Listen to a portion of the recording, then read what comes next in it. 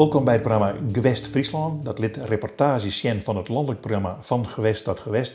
Wat zo'n 1964 rond 2004 voor de nationale televisie wie.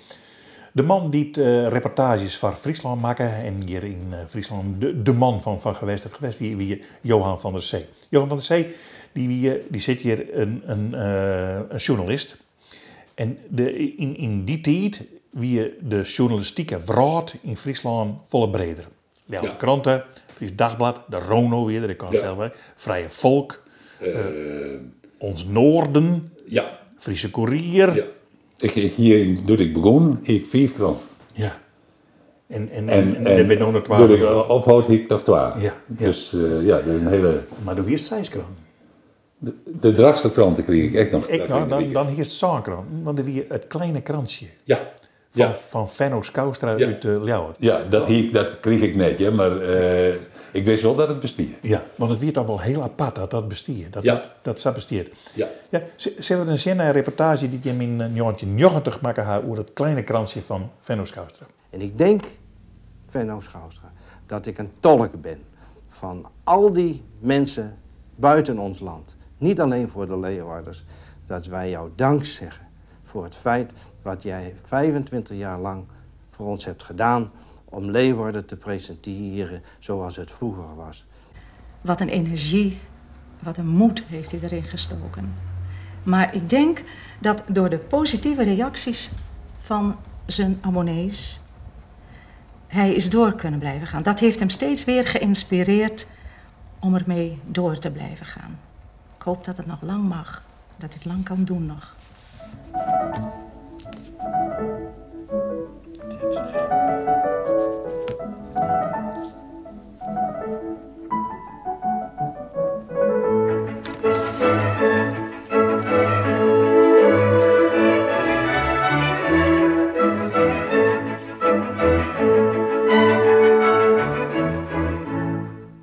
Hoe zou je het kleine krantje moeten omschrijven? Nou, ik zou zeggen een gezellige leeskrant, gemoedelijk, nostalgisch, gericht op het recente verleden. Van Leeuwarden? Van Leeuwarden in de eerste plaats, maar toch ook een klein beetje van de wijde wereld eromheen. Want dat staat in de kop van onze krant. Leeuwarden voor Leeuwarden en de wijde wereld eromheen.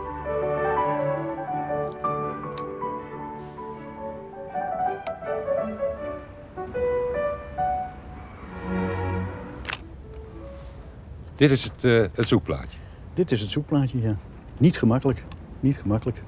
Vooral niet als je dat spitsje, want daar gaat het eigenlijk om. Als je dat van deze kant bekijkt, is het heel moeilijk te vinden. Van de andere kant is het makkelijker, dacht ik. Maar dan is die spits, zoals we die nu zien, niet herkenbaar. Althans, niet zo gemakkelijk herkenbaar. Als echte Leeuwarder eet ik dit krantje en zeg ik van de rubriek die mij het meest aanspreekt, dat is Luwarders, waar is dit? En als u er nu naar kijkt, weet u dan waar het is? Nou, meestal dan blader ik naar het eind, want daar staat dat meestal. Hé, Luwarders, waar is dit? Nou, ik moet eerlijk zeggen, op het eerste gezicht zegt mij dat niets. Nee, ik moet nu toch het antwoord even schuldig blijven. Uiteraard is het in de binnenstad, want dat is ook het werkterrein van het kleine krantje. Dit is de opgave van december. Mogen we wel weten wat het is? Ja, we staan hier achter het Zuiderplein. We zien dus in de richting eigenlijk van de Beursbrug. Dat is de oplossing. Ik heb ergens een keer gelezen dat Venno Skoustra een anti-journalist zou zijn. Omdat hij dus juist over oud nieuws schrijft. Nieuws is altijd in, maar nieuw nieuws is niet altijd mooi. Ik denk dat oud nieuws vaker mooier is dan nieuw nieuws. En u mist in deze kant niet het nieuwe Leeuwarden, het nieuwe nieuws over Leeuwarden? Ik vind heel mooi wat Venno Skoustra altijd doet, de vergelijking. Het hedendaagse Leeuwarden en Leeuwarden, zo was het vroeger. En dan komt het bij je op van, het was mooi vroeger. Soms heb je ook het gevoel, het is beter zoals het nu is. En die mixture maakt dat juist zo mooi.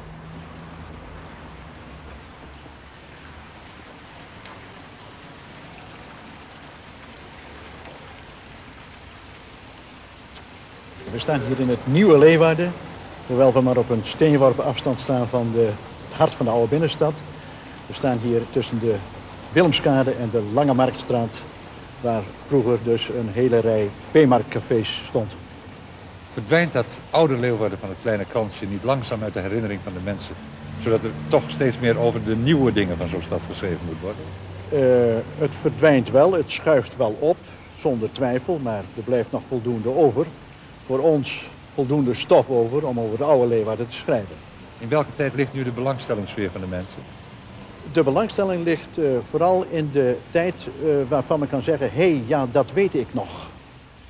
Voor de abonnees van ver, vooral abonnees van overzee, bijvoorbeeld Australië, Nieuw-Zeeland, Amerika, ze zitten overal. Dat het voor deze mensen een heel aangenaam geschenk is wanneer dat kleine kransje bij hun bezorgd wordt over de post. Het is hier al zo, wanneer ik het dagblad, de krant uit de bus haal, dan doe ik dat neutraal. Maar wanneer het kleine kransje is, dan bezorgt het je al een glimlach. Dan denk je al aan de aangename uurtjes die het je zal bezorgen.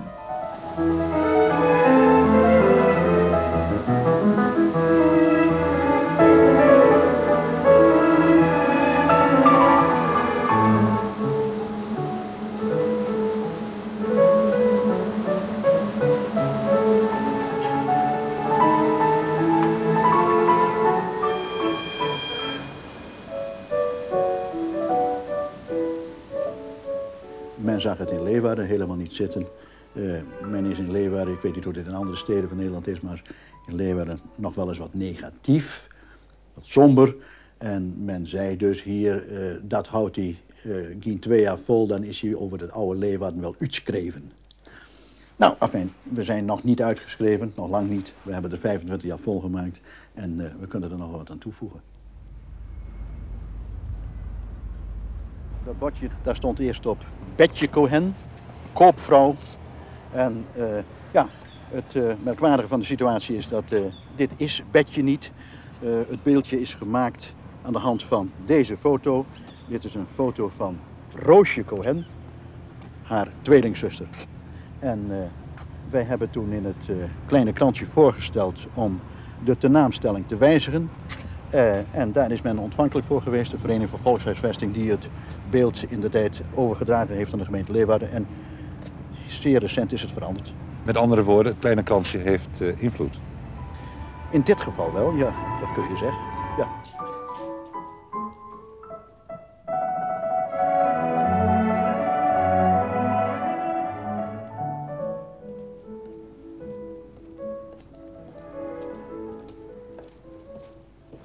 Eigenlijk in overtreding, hè? Nee, ik ben niet in overtreding. Ik ben in overtreding wanneer ik van de andere kant door de Muggensteeg ga. We staan hier namelijk in de Muggensteeg tussen de Beierstraat en de Kleine Hoogstraat. En het hoogst merkwaardige feit doet zich voor dat die Muggensteeg van één kant verboden is om daar door te gaan. We hebben geprobeerd om er wat aan te doen. Het is al een half jaar geleden dat de Kleine Kransje dit gesignaleerd heeft. Maar tot dusver zonder resultaat. Het blijft er mooi hangen, dus de betreffende instantie die houdt dit misschien bij wijze van de attractie in stand. Ik weet het niet, maar het is natuurlijk hoogst curieus. Het archief van Leeuwarden en de wijde wereld er weer omheen, hè? Ja, dat is dit archief. Dat wil zeggen, dit is alleen het gedeelte foto's. Foto's. Prentbriefkaarten zitten weer elders, maar dit zijn alleen de foto's van Leeuwarden. Het komt zo vaak voor dat je terug moet tasten naar situaties die je ook zelf beschreven hebt. Het komt toch heel vaak voor. Dan denk je, hé, ik heb er eerder over geschreven, jaren geleden. Wanneer was het ook alweer? Dat moet je allemaal nu kunnen opzoeken, want anders dan heb je er niks aan. Die prentbriefkaarten, dat heeft met kleine kransje en zo weinig te maken, neem ik aan. De prentbriefkaarten, dat heeft alles met het kleine kransje te maken. Wij reproduceren bijzonder veel prentbriefkaarten in het kleine kransje. We hebben een rubriek uit Grootmoeders Ansichtenalbum. Dat zijn prentbriefkaarten die zogenaamd uit Grootmoeders Ansichtenalbum tevoorschijn komen. Maar ze zijn allemaal hier. Ze zitten allemaal hier, ze zitten allemaal bij Paken, ja.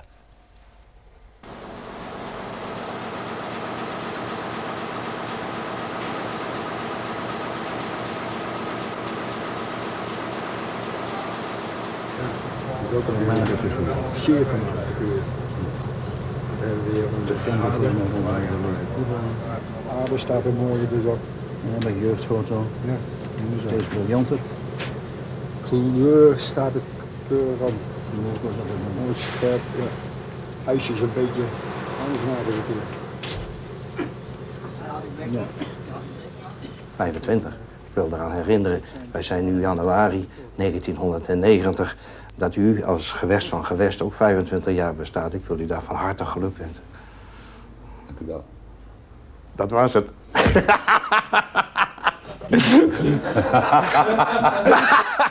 Prachtige reportage in het echte Ljouwert van Venno Schoustra met het kleine kransje. Heb ik verneemd in de historie van de Alversterrentocht. Maar dit kleine kransje wie toch iets heel specifieks van hem. Een hele singuliere man, vond ik. Ja, ik zal nooit vergeten dat hij een keer als een soort melkbrigadier de vliegbasis op Ljouwert opkomen is. Toen hier een fantasie, er weer een vliegdemonstratie, had een fantasieuniform onlutsen, petje op en wat melkbrigadier dingen op. En daar is er maar een heel soort egaars in de der ontvangen. Dat weer de dingen die Venno Schoustra die. Ja. Wij hadden dit toe uitgestuurd, omdat van gewest tot gewest 24 jaar bestier. En het kleine kansje eigenlijk op dat moment. We hadden dus mede jubilarissen bezocht. Ja. Hij had het in die reportage over het archief. Zijn eigen archief. Ja, waar is dat bleun? Dat weet ik niet. Nee, ik niet. Nee, ik dacht heel nieuwsgierig. Is een stomme, dus dat weet ik niet. Nee, daarom dacht ik van, we moeten daar nog eens even onderzoek naar want dat die wel leuk. Want de meesten vonden het ik mooi. Hier is Klaas Volmer in beeld, hier is de Popma, de makelaar in beeld. Die vonden dat geweldig. Ja, dat kleine... dat weer van hun. Ja, Ja, en er staan een hele paar dingen in. Net een echte nijskrant, daar wordt er niks, maar het weer wel heel mooi. Ja. Nou, nog wat singuliers, maar dat gaan we naar het Johan van der Zeese tijdrek. Dan gaan we naar de eiland, want dat dienst doen we zelfs in Jongetje Zaan, 6 keer al. Dit was uitgestuurd op 6 december van Jongetje Zaan 60. 6 december, nou, zo maar even, dan is het duidelijk waar we mee beginnen. Met een vol verwachting kloppend hart zag dinsdag ook de jeugd van Holm op Ameland de komst van Sinterklaas tegemoet.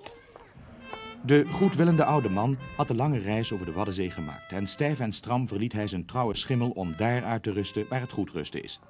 Het feest voor de kinderen was afgelopen en de bevolking van Ameland ging zich in de korte tijd tussen licht en duister voorbereiden op een ander feest. Een feest dat van veel ouder datum is en vermoedelijk nog stamt uit Germaanse tijden.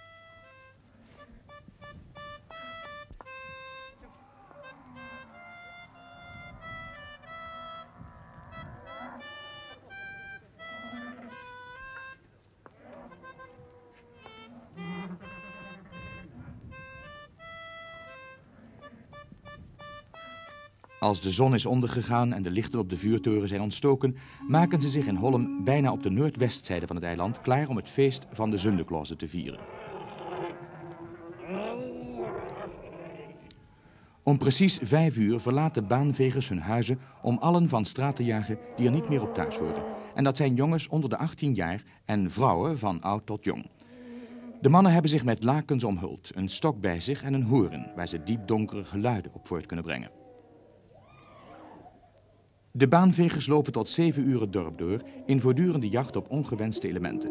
Want het feest dat vanavond gevierd wordt, of liever gezegd gespeeld wordt, is een feest voor de mannen van boven de 18 jaar.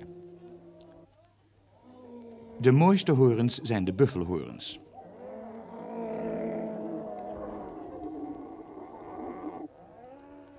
Het jong volk probeert wel eens de code te doorbreken, maar angst leeft dan in de harten van allen die het wagen buiten de deuren de duisternis in te gaan. Worden er mensen betrapt, dan trachten de baanvegers de huizen binnen te dringen om straffen uit te delen of te laten springen. Een vruchtbaarheidsrite stammend uit een donkergrijs verleden. Terwijl de lucht vervuld is van angstaanjagend horengehuil, wordt de aanval ondernomen op een boerderij waarvan de bewoners een poging hebben gedaan door een verlicht raam naar buiten te kijken. Ook dit is niet toegestaan.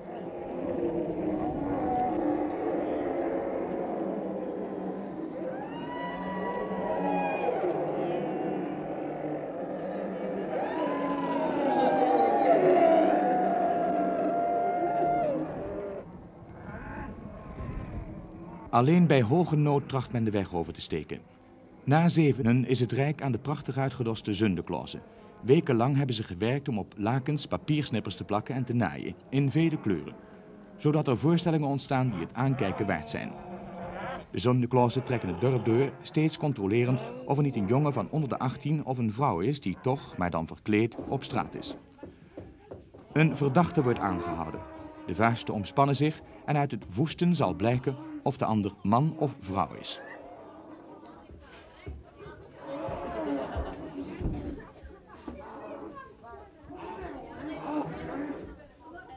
Er waren die avond in Holm vele zogenaamde open huizen. De zundeklauzen komen dan binnen en vrouw en jeugd worden onderworpen aan de gebruiken van voorheen. Opmerkelijk is het dat dit feest in naverwante vormen te vinden is op alle Nederlandse Waddeneilanden, maar ook langs de kusten van Scandinavië en de Baltische landen. Het feest wordt altijd gespeeld half december en zou zijn oorsprong hebben in de gespannen verwachting van het nieuwe jaar, de nieuwe oogst, de vruchtbaarheid.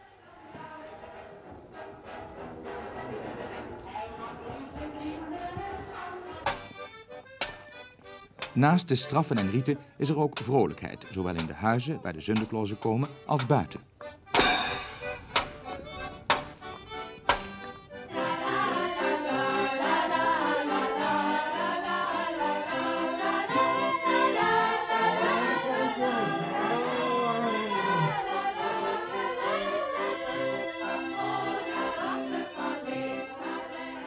Voorheen, toen het eiland nog volkomen geïsoleerd lag, dansten de zundeklauzen met elkaar, in een tonig soort gestamp.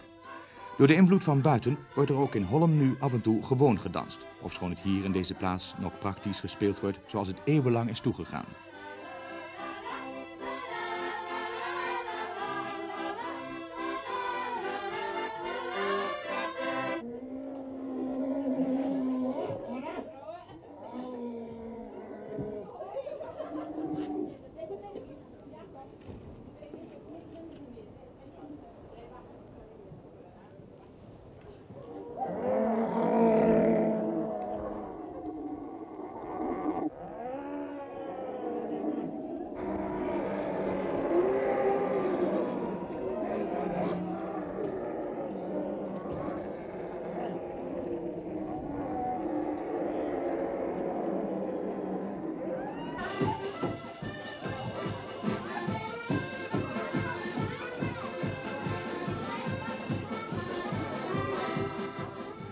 In het hoofddorp van Ameland, in Nes, wordt het feest ook gevierd. Zij dat hier de invloed van de overkant sterker te merken is.